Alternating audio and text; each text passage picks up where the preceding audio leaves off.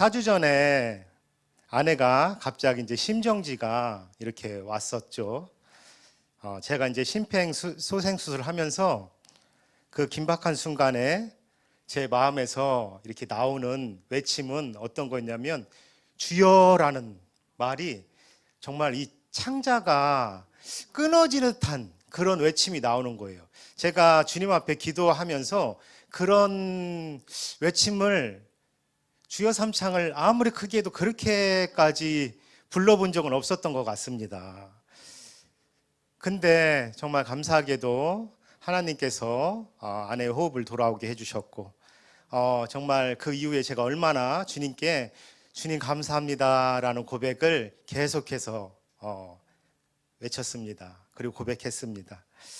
우리가 이처럼 예수님을 우리 주인으로 모시고 살아갈 때에 어려운 일이 있거나 또 기쁜 일이 있거나 슬픈 일이 있거나 우리는 주 예수 그리스도가 그 오실 날을 기다리면서 마라나타 주 예수여 어서 오시옵소서라고 하면서 우리가 찬양하고 고백하면서 주 예수 그리스도를 기다리고 있습니다. 아멘이시죠?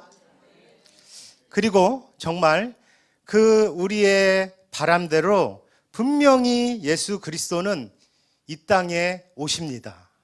우리가 예수 그리스도를 맞이할 그날 예수님께서 우리에게 이렇게 질문하신다면 우리 성도님들은 무엇이라고 대답하실 건지 한번 생각해 보시길 바랍니다. 예수님께서 우리 성도님들에게 네가 나를 주여라고 이렇게 불렀는데 그러면 주인된 내 뜻대로 너는 그렇게 살다 왔니? 라고 마지막 그 심판의 날에 예수님께서 우리에게 물어본다면 우리 성도님들, 저와 우리 성도님들이 어떤 대답을 할 것인지 한번 생각해 보시길 바랍니다. 왜 기죽어요? 자, 오늘 본문에서도 예수님께서 재림하신 그날에 사람들에게 이와 같은 질문을 하신 것 같아요. 근데 이 질문에 너는 나를 주인으로 모시며 나의 뜻대로 살았니? 라고 예수님이 마지막 그 심판날에 우리한테 물어볼 때에 마태복음 7장 22절에 보면 그날에 많은 사람들이 주여 우리가 주의 이름으로 선지자 노릇도 하고 선지자는 하나님의 말씀을 받아서 사람들에게 전하는 사람들이에요. 복음도 전하고 말씀도 전하고 우리 예수 그리스도를 믿는 사람들을 말하는 겁니다. 그리고 이 사람들이 얼마나 대단한 일을 했냐면 귀신을 쫓아냈어. 귀신을 쫓아내는 능력을 발휘했어. 그리고 또 이 사람들이 많은 권능을 행하지 아니하였습니까? 라면서 예수님께 자신 있게 자신들이 신앙생활하면서 했던 그 사역의 성과를 이야기합니다. 우리가 생각했을 때도 정말 칭찬받기에 마땅하고 그들이 예수님을 주여 주여라고 고백했으니까 그들은 분명히 교회에 다니는 성도들이었어요. 그죠? 그리고 우리가 일반적으로 봤을 때도 그들의 사역은 사람들이 이렇게 지켜봤을 때는 와, 하나님이 저 사람과 함께 하는구나 라고 사람들은 느낄 만큼 그렇게 대단한 사역들을 하고 있는 것처럼 분명히 보입니다. 근데 예수님이 7장 23절에 말씀하시는데 뭐라고 이야기하면 내가 너에게 밝히 말하는데 정확하게 얘기해 주는데 내가 너를 도무지 알지 못하겠다. 이 불법을 행하는 자들아 내게서 떠나가라 라는 아주 충격적인 말씀을 하십니다. 정말로 저는 이 말씀을 볼 때마다 이해가 안 가는 부분이 너무 많았어요. 아니 귀신도 쫓고 말씀도 전하고 많은 권능을 행하면서 선지자 노릇을 했는데 어떻게 예수님은 이들을 불법을 행하는 자라고 이렇게 취급을 하셨을까라고 하는데 우리가 나중에 좀 더 자세히 알아보겠지만 예수님은 사역의 어떤 성과와 결과보다도 우리가 예수님과 어떠한 관계를 맺고 있나 이거를 보신다는 거예요. 그래서 이 관점을 갖고 우리가 오늘 말씀을 깊이 한번 보기를 원합니다. 자, 마태복음 7장 21절 말씀 다 같이 한번 읽어보겠습니다. 다 같이 읽겠습니다. 시작. 나더러 주여 주여 하는 자마다 다 천국에 들어갈 것이 아니요 다만 하늘에 계신 내 아버지의 뜻대로 행하는 자라야 들어가리라. 예수님께서는 우리가 천국은 하나님의 나라라고 했습니다. 근데 이 하나님의 나라 천국은 우리가 예수 그리스도를 나의 주인으로 모시고 예수님과 온전한 관계가 이루어질 때부터 시작하는 게 천국이에요. 우리가 죽으면 가는 그 장소적인 천국을 예수님은 마태복음이나 여기에서 이야기하고 있지 않습니다. 우리는 자꾸 천국 하면 장소적인 거로 해서 내가 죽으면 가는 그 천국을 자꾸 생각하니까 우리가 복음서를 읽으면 해석이 안 되는 거예요. 근데 이 천국은 하나님의 나라라고 분명히 말씀을 드렸습니다. 근데 이 하나님의 나라는 언제부터 시작이 되냐면 내가 예수 그리스도를 진짜 나의 주인으로 모시기 시작한 때부터 천국이 시작되는 거예요. 그래서 예수님은 천국이 너희들에게 임한다라고 했어요. 하늘로부터 천국이 우리가 예수 그리스도를 구주로 모시면 지금 임하기 시작하는 겁니다. 이렇게 천국 임한 사람들은 그냥 죽으면 천국 가는 거예요. 우리가 너 천국 가냐 못 가냐 우리가 이 부분 갖고 우리가 많은 고민을 하죠. 근데 하나님의 나라가 시작되면 우리가 천국을 여기서부터 누리는 거고 우리가 천국을 갈까 못 갈까 이 고민을 하는 게 어떻게 보면 이 고민보다도 중요한 건 내가 지금 이 땅에서 천국을 누리고 있냐 이 부분을 깊이 한번 생각하는 게 너무나도 중요합니다. 그래서 예수님은 이렇게 말씀하십니다. 나더러 주여 주여라고 네가 불렀지. 근데 진짜 중요한 게 뭐냐면 아버지의 뜻대로 행한 자가 천국에 들어간다 라고 이야기하는 겁니다. 그러면 우리는 자꾸 이렇게 생각을 할 거예요. 아버지의 뜻대로 행하야 내가 죽으면 천국 가는구나 이렇게 생각하는데 그냥 죽으면 나중에 천국 가 이렇게 하면 우리가 삶이 변화가 안 돼요. 천국은 하나님의 나라는 내가 예수 그리스도를 진짜 주인으로 모시면 지금 임하는 게 천국입니다. 그래서 나와 예수님과 어떠한 관계인지 내가 예수님을 진짜 주인으로 모시면 천국은 이미 임한 거예요. 그래서 예수님께서 말씀하시는데 천국은 아버지의 뜻대로 행한 자가 들어간다고 분명히 말씀하시는데 우리가 천국에 들어가기 위해서는 지금 우리가 알아봐야 될 것은 그러면 아버지의 뜻이 무엇인가? 아버지의 뜻이 무엇인가? 이걸 알아야 됩니다. 우리가 예수 그리스도를 믿으면서도 아버지의 뜻이 무엇인지 모르고 그냥 교회만 왔다 갔다 하면서 밥 먹고 교제하고 그냥 즐거운 무슨 동호회? 모임? 이 생활하는 분 분명히 있습니다. 근데 이렇게 해선 절대 천국에 들어가지 못한다고 오늘 예수님이 오늘 이 금요일 마지막 기도에 우리한테 말씀을 저의 입술을 통해서 말씀을 하는 거예요. 그럼 우리가 이 말씀을 통해서 나와 아버지와 어떠한 관계며 아버지는 어떠한 뜻으로 인생을 살아가길 원하는지 우리 인생을 우리가 살아가길 원하는지 우리가 한번 그것을 보겠습니다. 아버지 뜻이 무엇일까요? 요한복음 6장 40절에는 예수님께서 아버지의 뜻이 무엇인지 분명히 밝히 말하고 있습니다. 우리가 다 같이 한번 읽어보겠습니다. 시작. 내 아버지의 뜻은 아들을 보고 믿는 자마다 영생을 얻는 이것이니. 아멘. 아버지의 뜻은 예수님이 말씀하셨어요. 아들을 보고, 아들은 누굽니까? 예수님 본인 자신을 말씀하시는 거예요. 보고 믿는 자마다 영생을 얻는 이것이니 라고 하는데 우리가 생각할 때 예수 그리스도를 나의 구주로 영접하고 그리고 믿고 나는 신앙생활 하니까 나는 천국 가. 이거 아닙니다.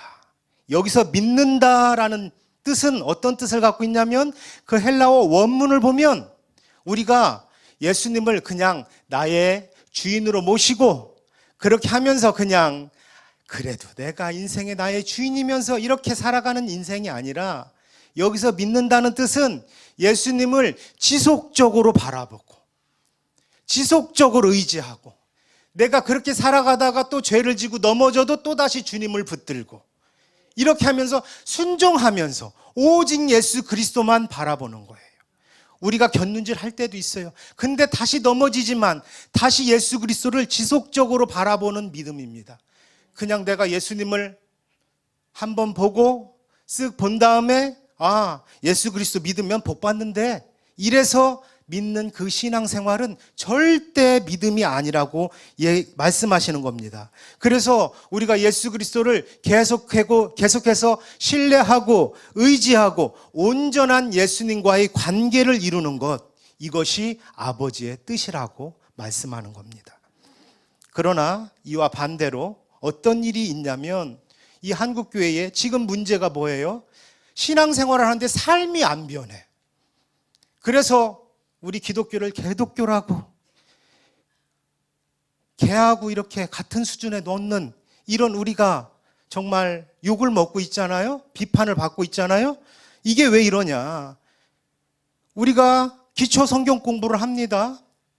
그리고 성경 공부를 하면은 영접 기도를 당연히 해야죠. 그죠? 예수 그리스도를 나의 구주로 영접해야죠. 그 예수 그리스도를 나의 주인이라고 영접하세요 하면은 이제 쫓아서 하는 거예요. 앞에서 선창하면 뒤에 따라서 우리가 쫓아서 합니다. 내가 죄인입니다. 회개합니다. 예수님이 나의 주인입니다. 이렇게 하는데 거기서 끝나는 거야. 내가 그냥 그렇게 입으로만 고백하고 주인을 안 받고, 그래서 여기서 신앙생활, 어제 박효진 장로님이 간증할 때 본인이 그 오랜 기간 동안 신앙생활을 했지만 교회 밖에 나가면 그렇게 세상적으로 고돌이가 좋고 술이 좋고 담배가 좋고 이 이야기를 하는 말씀을 들었죠. 삶이 변하지가 않아요. 주인이 안 바뀌는 거예요. 그러면서 교회 왔으면 고개 이렇게 해가지고 할렐루야 이 소리를 하면서 홀리보이스, 거룩한 척 이렇게 하면서 신앙생활을 하는, 눈속임을 하는 거죠. 근데 사람은 속일 수 있어도 하나님은 못 속입니다.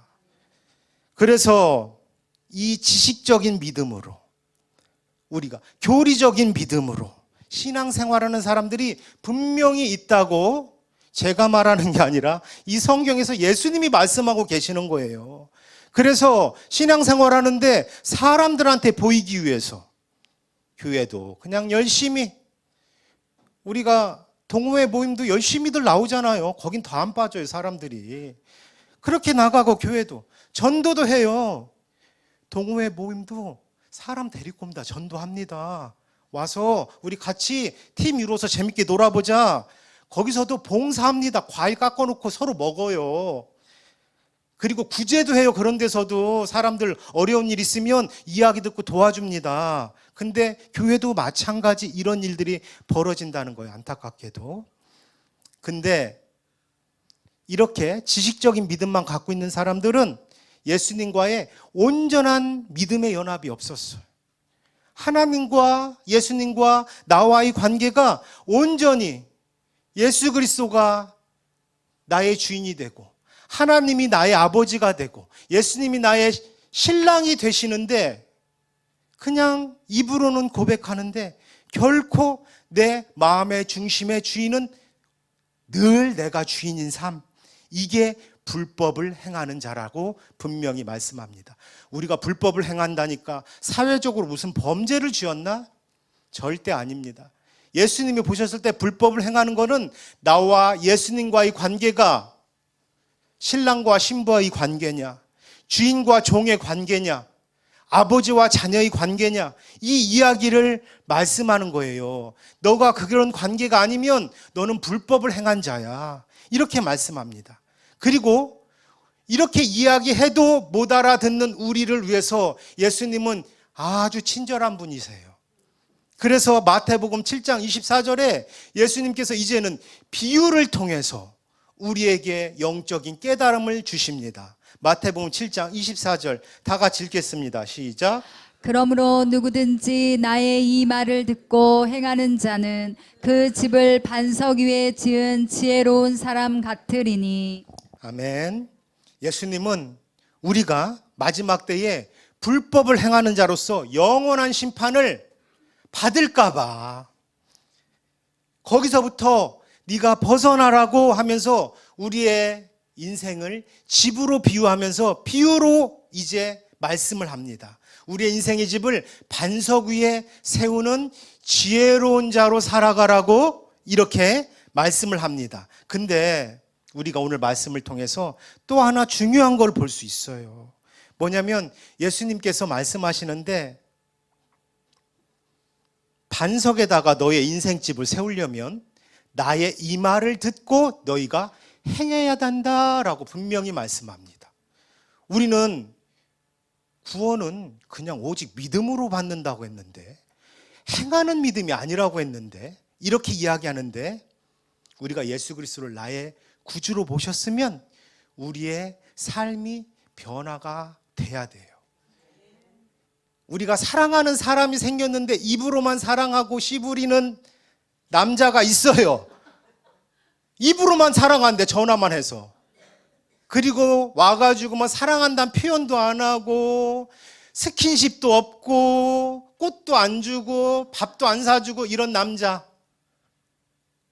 그게 진짜 사랑한다는 표현인가요? 아니죠? 사랑하면은 그렇지, 삶이 나타나는 거예요. 행동이 나오는 거예요. 내가 예수 그리스도를 나의 구주로 모셨다 하면 어떤 마음이 생기냐면 그 신랑 되신 예수 그리스도가 나한테 어떻게 살라고 하지? 라고 하면서 이 예수 그리스도의 사랑의 편지, 이 성경을 읽고 이분이 뭘 원하는지 우리가 보게 됩니다. 근데 예수님이 뭐라고 말씀하면 나의 이 말을 듣고 행하는 자가 반석 위에 세운 지혜로운 사람이야 라고 분명히 말씀하고 있는 거예요. 여기서 예수님이 말씀한 이 말은 어떤 말이냐면 예수님이 지금 마태복음 7장 막판의 이야기를 하는 거거든요. 그러면 5장에서 7장까지 산상수훈, 산상설교, 산에 올라가서 예수님 말씀을 전했던, 그렇죠, 심령이 가난한 자는 복이 있나니 천국이 그들의 것이미요로부터 시작했던 말씀들 알죠? 이 말씀으로부터 해가지고 우리가 거기에 보면은 아주 우리 힘으로는 절대 지킬 수 없는 말씀들이 주르륵 나옵니다. 그런데 예수님께서 우리가 지킬 수 없는 이 산상설교의 말씀을 너희들이 이 말씀을 행해야 결국에는 반석 위에 집을, 인생을 짓는 지혜로운 사람이다 이렇게 말씀하는 거예요. 야, 근데 우리가 이해가 안 가는 거예요. 이 말씀을 보면서 아니 예수님 너무한 거 아니에요? 이렇게 어려운 말씀들, 뭐라면 원수를 미워하지 말고 사랑해라, 오른뺨을 치면 왼뺨을 우리는 못 돌려대죠. 그렇죠. 서너 대 때리고 침까지 뱉어줘야 속이 후련해. 그런 성품을 갖고 있거든요. 그리고 내가 온전한 것처럼 너희도 온전하래. 어떻게 그렇게 우리가 살 수 있어요? 그 말씀을 보면서 어떤 걸 느끼라고 하냐면 내 자신은 절대 이 말씀대로 살 수 없는 존재구나 라는 것을 예수님이 느끼라는 거예요. 깨달으라는 거예요. 그래서 야, 나 죄인이네. 내 안에 이런 쓰레기 같은 마음이 있네. 이 말씀대로 살 수 있는 능력이 내 안에는 하나도 없네 라는 것을 깨닫게 하시고, 결국엔 이 깨달음을 통해서 나한테 이런 무능함이 있고 나한테 이런 죄성이 있다는 것을 깨달으니까 누가 필요한다는 것을 깨닫게 됩니까? 예수 그리스도가 필요하구나. 내가 붙잡아야 될 것은 오직 예수 그리스도밖에 없구나. 이거는 모든 사람들에게 해당되는 거예요. 어떤 사람도 피해갈 수 없어요. 이 세상적으로 도덕적으로 조금 선하다? 절대 예수님의 시선으로 봤을 때는 도토리 키재기예요. 우리가 산에 올라가서 도토리 보면은 그 놈에서 가장 크다는 놈이 자랑해도 우리가 걔가 월등하다고 우리가 칭찬해 줍니까? 아니죠. 다 거기서 거기잖아요. 도토리 까놓으면 또 더 비슷해. 그렇죠. 도토리 키재기. 그 얘기를 하시는데 뭐 우리 목사님하고 저하고 뭐 연결시키는 거예요? 죄송합니다. 제 안에 이런 더러운 게 있어서 예, 이런 죄성이 있어가지고 제가 이렇게밖에 권사님 못 받아들이네요. 그래서 우리는 오직 주님을 필요로 해야 되고 오직 예수 그리스도만 붙잡아야 됩니다. 제가 지난번에도 잠깐 얘기를 드렸던 적이 있는데 제 큰 누나 딸이 조카가 아들을 낳아가지고 돌잔치에 초대를 했었어요. 그곳에 딱 가니까 돌잔치 주인공은 누구예요? 애기죠. 그러면 원래 돌잔치 주인이면 그 주인의 애기가 앞에서 손님들도 좀 맞이하고 음식도 좀 이렇게 드시라고 권유 좀 하고 서빙도 좀 하고 그 행사도 좀 주관해야 자기가 주인 저기 봐 돌잔치 주인이잖아. 주인공이잖아. 그렇게 해야 우리가 봤을 때는 이치에 맞는 거예요, 솔직히. 근데 어떤 부모가 딱 봤을 때, 야, 너 네 돌잔치인데 너무하는 거 아니냐? 초대장도 좀 보내고 손님들한테 이런 거 행사 진행 좀 하고 그리고 바깥 계산도 네가 좀 하고 이렇게 해야지라고 하는 부모 있어요, 없어요? 없죠. 왜냐하면 그 도래기가 그걸 행할 수 있는 능력이 없다는 걸 부모는 다 알고 있습니다. 어떤 부모도 마찬가지예요. 근데 그날 돌잔치가 걔가 그걸 안 했다고 해서 어떻게 엉망진창이 되나요? 아니죠. 그날 제 조카 아들이 한 거는 울면 엄마가 안아줘. 배고프다고 찌짜 하면은 뭐 먹여줘. 그냥 그거밖에. 그러니까 뭐냐? 배고프거나 그리고 졸리거나 하면은 엄마 아빠만 바라보는 거야. 그럼 어떻게 해요? 엄마 아빠가 안아주고 다 해결해 줘요. 우리 인생도 마찬가지입니다. 우리가 예수 그리스도 그분 앞에 우리가 해야 될 것은 오직 의지하고 그분을 바라보는 것밖에 없어요. 내 힘으로 살아가겠다? 우리가 내 힘으로 살아가겠다는 것은 마치 도래기가 그 돌잔치의 모든 행사를 자기가 주관하겠다고 내가 주인이니까 내가 주인공이니까 이렇게 이야기하는 거랑 똑같다는 거예요. 하나님은 우리의 아버지 되십니다. 그리고 우리는 자녀예요. 그러면 우리가 그 자녀답게 살아가는 게 하나님 보시기에 그게 이쁘지. 1살짜리 도래기가 집에 갔더니 또 뛰쳐나가서 내가 돈을 벌어오겠다고 5살짜리 아기가 기저귀 가는 건 이해해요. 우리 강신호 권사님 아들. 그렇죠. 근데 1살짜리가 나가가지고 자기가 돈 좀 벌어오겠다고 효도 좀 하겠다고 그러면 그게 효도예요? 불효예요? 불효죠. 얼마나 부모님 마음 가운데에 대못을 받는 거예요. 마찬가지입니다. 우리도 내 힘으로 살아보겠다? 하나님이 보시기에는 불법을 행하는 자입니다. 우리가 예수 그리스도를 온전히 의지할 때에 예수님께서 어떻게 하면 그분이 대신 우리 안에 들어오셔서 그분이 일하셔요. 우리가 그걸 알아야 됩니다. 그리고 마태복음 7장 25절 우리 다 같이 읽겠습니다. 시작.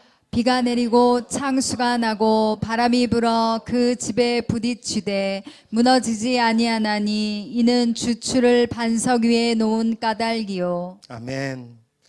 자, 지혜로운 자가 이렇게 반석 위에 그 말씀대로 행하면서 반석 위에다가 주추를 놓고선 이제 살아가야 되는데 이 지혜로운 자의 인생에도 어떤 일이 있냐면 고난이 찾아온다는 거예요. 반석 위에다가 주추를 기초를 놔도 문제는 뭐냐면 그 인생도 비바람이 오고 풍랑이 몰아치고 여러 가지 창수가 나면서 폭풍이 몰아치는 인생이 분명히 온다는 거예요. 우리는 예수 그리스도를 믿으면 야, 만사 형통이야. 말도 안 되는 소리 하지 말라고 하세요. 똑같이 고난 옵니다. 그 고난 가운데에 어떤 일이 벌어지냐면 그 고난이 오고 어려움이 오는데 너희들이 해야 될 것은 무엇이냐? 결국에는 반석 위에 기초를 놔라. 그 기초 위에 너희 인생을 놔라. 그 말씀을 분명히 하시는 겁니다. 사도 바울이 이야기했습니다. 고린도 10장 4절에 그 반석은 곧 그리스도라라고 얘기했습니다. 예수 그리스도가 반석이에요. 우리 인생에 집을 세울 때에 우리가 어디에다가 기초를 놔야 되냐면 오직 예수 그리스도, 그분께 딱 붙어있는 집이 돼야 됩니다. 그분이 우리의 인생의 반석이 되셔야 됩니다. 이때 비바람이 불고 폭풍이 몰아치고 그 집이 흔들리는 것 같아도, 인생의 환난과 고난이 와도 오직 예수 그리스도로 인해서 우리가 견디고 이기고 우리가 그 환난 가운데에서 승리할 수 있다라고 이야기하는 거예요. 그 이유가 무엇입니까? 그 기초를 반석 위에 두었기 때문입니다. 근데 이와 반대로 마태복음 7장 26에서 27절 다 같이 읽겠습니다. 시작. 나의 이 말을 듣고 행하지 아니하는 자는 그 집을 모래 위에 지은 어리석은 사람 같으리니 비가 내리고 창수가 나고 바람이 불어 그 집에 부딪힘에 무너져 그 무너짐이 심하니라. 아멘. 그러나 반대로 반석이 아니라 모래 위에 집을 쌓는 사람들이 있어요. 이 사람들은 주여 주여 이렇게 입으로는 고백합니다. 근데 문제가 뭐냐면 자신의 인생의 행복을 자기가 딱 정해놓고 물질과 건강과 관계와 성공과 명예와 자녀와 이 모든 것을 행복의 기본 조건으로 딱 만들어놔요. 그게 뭐냐면 벌써 내가 주인이라는 거예요. 예수 그리스도를 믿으면서도 예수님께 맡기지 않고, 우리 마음 가운데도 다 그런 게 있잖아요. 내가 의지하는 거 있잖아요. 그래서 이게 무너지면 가슴이 철렁 내려앉듯이. 근데 예수님은 우리가 고난과 환난과 어려움을 통해서 우리의 기초를 모래에 뒀다면 반석으로 옮기길 원합니다.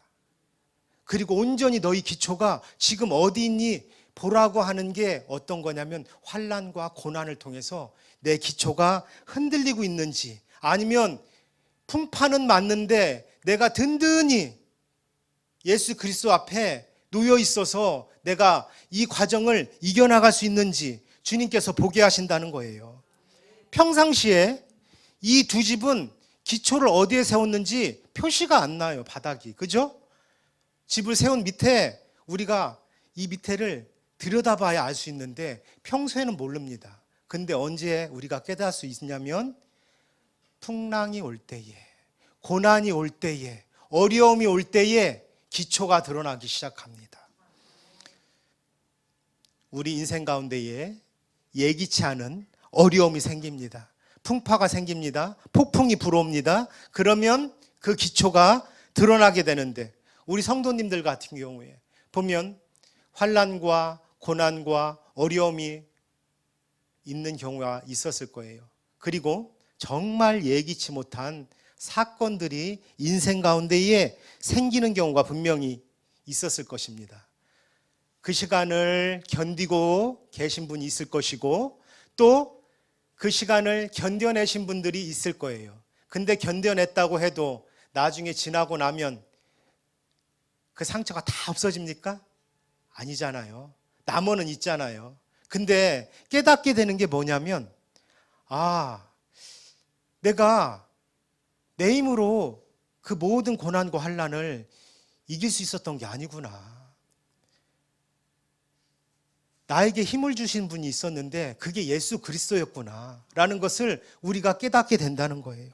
반석 대신 예수님께 우리가 기초를 두면 고난과 시련과 어려움이 와도 예수 그리스도를 우리가 붙잡고만 있으면 그 시간을 이길 수 있는데, 나중에 생각해 보면 예수 그리스도를 붙잡고자 하는 사람이 무엇을 깨닫냐면 예수님이 나를 붙잡고 계셨구나 라는 것을 알게 되는 거예요. 그래서 입술에서 주님께 감사의 고백이 나오고, 예수님 때문에 내가 이 모든 역경과 어려움을, 고난을 이길 수 있었구나, 내 힘으로 한 것이 하나도 없구나라는 것을 깨닫게 되는 겁니다. 그러나 입으로만 주여 주여 한 자들, 처음부터 예수님과 참된 관계가 이런 사람들은 없었기에 고난과 환경과 이런 모든 어려움이 오면 내가 세운 행복의 조건에서 모든 것이 벗어나고 무너지기 때문에 이 사람들은 고난을 이길 수 있는 힘과 여력이 없다는 거예요. 그리고 문제는 뭐냐면 마지막 심판 날에 영원한 지옥에 떨어질 수밖에 없다는 게 분명히 예수님이 말씀하고 계신 겁니다. 이 마지막 날에 진짜와 가짜가 완전히 구별된다는 거예요. 그래서 우리는 무엇을 봐야 되냐면 우리가 지금 어디에다가 기초를 세우고 있는지. 예수님은 오늘 말씀을 통해서 내 자신의 믿음을 한번 보라고 말씀하는 겁니다. 내가 모래 위에 내 기준으로 내가 주인이 돼서 거기에다가 인생의 모든 삶을 세우고 있지 않는지, 아니면 반석 대신 예수 그리스도께 기초를 세워서 내가 살아가고 있는지, 이걸 주님께서 분명히 말씀하고 있습니다. 우리가 오늘 말씀을 통해서 그러면 무엇을 해야 될까요? 한번 생각해 보시길 바랍니다. 오늘 말씀을 통해서 말씀을 들었습니다. 그러면 이 말씀을 듣고 아이고 나는 모래 위에 세운 것 같아, 아유 무서워라 하고 끝내야 됩니까? 나는 반석 위에 세웠으니까 지금 안전하구나 라고 생각해야 됩니까? 일단은 오늘 말씀처럼 이 말씀을 듣고 행하는 자가 지혜로운 사람이라고 예수님이 분명히 말씀했습니다. 그럼 우리가 말씀을 한번 가보는 거예요. 이 말씀은 마태복음 5장에서 7장 말씀이에요. 그럼 이 5장에서 7장 말씀이 무엇인지 한번 자세히 한번 읽어보시길 바랍니다. 예수님이 뭐라고 했는지 한번 읽어보세요. 그리고 이 말씀을 내가 이 말씀대로 살 수 있는지 한번 보시길 원합니다. 저도 말씀을 준비하면서 이 말씀을 계속해서 읽어봤습니다. 내가 힘으로 지킬 수 있는 게 어떤 것들이 있는가? 없다는 게 절실히 깨달아질 겁니다. 이걸 제가 말씀을 드려서 한태희 선교사가 그렇게 얘기했으니까 아유 나도 그러면 절실히 아무리 해봐도 못 지키는 거네, 이게 아니고 이 말씀을 통해서 이 말씀이 나에게 뭐라고 말씀을 하는지 한번 직접 들어보시길 원합니다. 그렇게 하면서 내가 이 말씀대로 행해보라고 했으니까 이 말씀대로 내가 내 힘으로 한번 지켜보도록 한번 몸부림 한번 쳐보세요. 그렇게 하면은 내가 이 말씀대로 살 수 없는 더러운 존재라는 게 깨달아지기 시작할 겁니다. 예수님을 믿으면서도. 그러면서 결국에는 이 문제를 해결해 줄 분은 오직 예수 그리스도밖에 없구나. 그래서 우리가 오직 예수님만 바라보라고 했구나 라는 것을 또 깨달아야 됩니다. 이렇게 내가 그 이유를 알고 예수 그리스도를 붙잡아야지, 우리가 그냥 사람들이 하는 이야기만 듣고 설교 시간에 듣고 예수님이 나의 구원자입니다, 아유 구원자입니다, 땡큐 감사하죠, 나는 천국 갑니다, 이렇게 해서는 절대 천국에 들어가지 못합니다. 천국은 어떻게? 주인이 바뀌어야 그때부터 하나님의 나라, 천국이 시작된다고 말씀드렸죠? 그렇게 하면서 이제는 어떤 과정이 있냐면 분명히 중간에 넘어질 거예요. 왜냐하면 우리 안에 죄성이 있고 아직 완전한 하나님의 나라, 하나님의 나라는 하나님의 통치와 다스림이라고 했어요. 그분이 나를 완전히 다스리려고 해도 우리 안에는 죄라는 놈이 들어있기 때문에 우리는 분명히 넘어집니다. 그러면 넘어져서 그냥 그 바닥 쓸고 계실 거예요? 아니죠? 다시 일어나는 겁니다. 예수 그리스도를 붙들고 다시 일어납니다. 그래서 내 힘으로 또 하려고 했네요, 주님. 내가 그래서 다시 주님을 붙잡습니다 하면서 예수 그리스도를 계속 다시 바라보는 이 과정의 연속이 반석 위에 세우는 우리의 삶을, 인생을 말하는 것입니다. 하나님께서는 예수님께서는 우리가 이렇게 우리의 삶이 계속해서 반석 위에 기초를 세우고 있는지를 보라는 거예요. 그리고 내가 모래 위에 기초를 세웠다면 지금 당장 우리는 마지막 심판날 전까지는 바꿀 수 있다는 겁니다. 우리는 다 기회가 있어요. 얼마나 감사합니까? 절대 착각하지 말아야 될 것은 내 믿음이 여기서 안전하다라고 생각하지 마시기 바랍니다. 내가 진짜 주인이 바뀌었는지, 내가 왜 이게 안 되는지, 내 삶이 왜 변화가 안 되는지, 내가 뭔가 착각하고 있는 삶을, 믿은 신앙생활을 하고 있지 않은지. 근데 하나 중요한 건 내가 주인만 바꾸면 그분이 이끌어 가십니다. 한편으로는 되게 간단한 논리지만 우리 안에 죄성 때문에 이게 쉽지 않게 느껴지는 거예요. 하지만 우리가 예수 그리스도를 계속 바라보고 이렇게 반석에 세운 우리의 인생집은 폭풍을 견딘 후에 그 반석 위에 세워진 모습만을 통해서도 어떤 일이 벌어지냐면 내 자신뿐만 아니라 다른 사람들이 그 반석에 세워진 집을 보고 위로를 받습니다. 어떤 말이냐면 우리 인생 가운데에 어려움을 겪은 사람들이 있잖아요. 정말 예기치 않은 일로 엄청난 힘든 어려움을 겪은 사람들이 있어요. 근데 그걸 다 지나갔는데 그게 그냥 그 상처가 다 아물진 않거든요. 보면 폭풍이 지나간 집은 어때요? 분명히 무엇인가 그 집의 외형이 낡거나 상처가 있거나 무엇이 있어요. 근데 어떻습니까? 그 집이 무너지지 않았잖아요. 이게 중요하다는 거예요. 왜요? 반석에다가 기초를 세웠기 때문이에요.